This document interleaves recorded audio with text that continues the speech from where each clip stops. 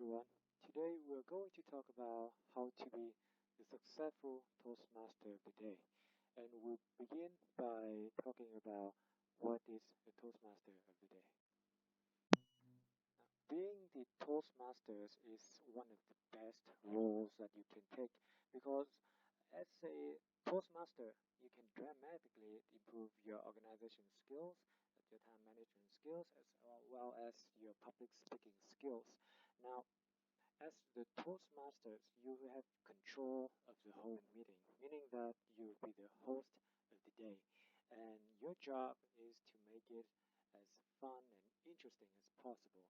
Now, to me, I'll keep it the balance between being fun and interesting. Always fun and interesting. Not too fun, but you keep it just good enough to make it interesting.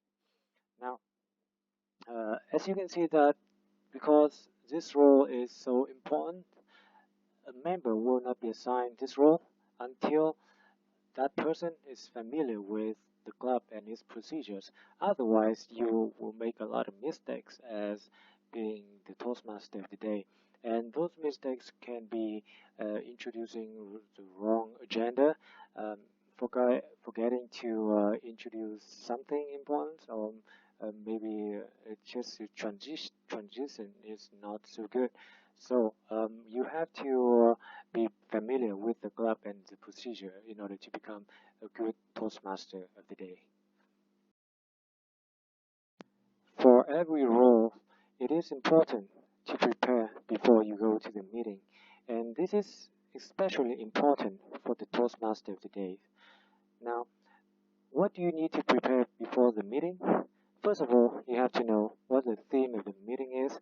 It could be about the Teacher's Day, November 11th, and you have to know what you can talk about this theme. It could be some topics like what the subjects that you would like to study, or how you show gratitude to the teachers, and all of that. And knowing this, you can introduce the themes much better. And then you have to contact our Vice President of Education and then discuss the meeting agenda to see that if there are any changes to the normal meetings. For example, for some meetings, we will have the change in the agenda, such as we might have the table topic speeches before the prepared speeches, or maybe we would switch around like that, and you have to discuss the meeting. You have to know the agenda beforehand. And then you have to contact the speakers. Why? In order to introduce the speakers better, you have to know what the speakers will talk about. At least you have to know the topics, and then you have to know something about the speakers that you can proudly introduce about them. Now, let's say that you only know the speaker, then you have to introduce the name of the speaker, and then you introduce the topic, and then just say, please welcome the speaker on the stage. But it will be much better if you can share something much more personal about speakers, such as their personal achievements, and their interests or their hobbies, and all of that. You will make your introduction much better. You should remember to introduce the speaker very proudly. I mean, you should feel that here their presence is welcome on the stage, and it will greatly help the speakers because even right before his or her speech, they feel much pressure on themselves. So if you can bring some energy for them to go on the stage, it will be much of a help. Now, when you are at the meeting, it is important for you to make sure that the agenda will go according to the plan.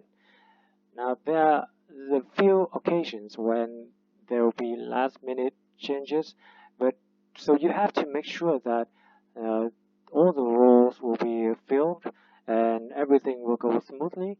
And it's also important for you to work with with the Vice President of Education to make sure that everybody knows what role they are taking.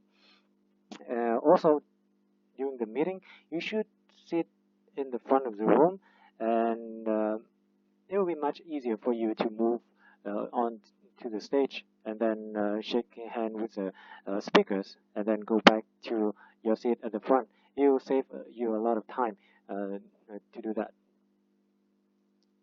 Now, during the meeting, you have to stand at the appropriate place. Normally, if you have a lectern, you have to stay behind the lectern. Now, if you don't have anything, just stand in front, just stand right at the center of the stage. Now, when you introduce about the meeting today, you have to introduce what the agenda is like. Normally, we'll have the prepared speeches before the table topic speeches, and then you introduce the two important people of the day to assist you with the meeting, which are the grammarian and the timekeeper.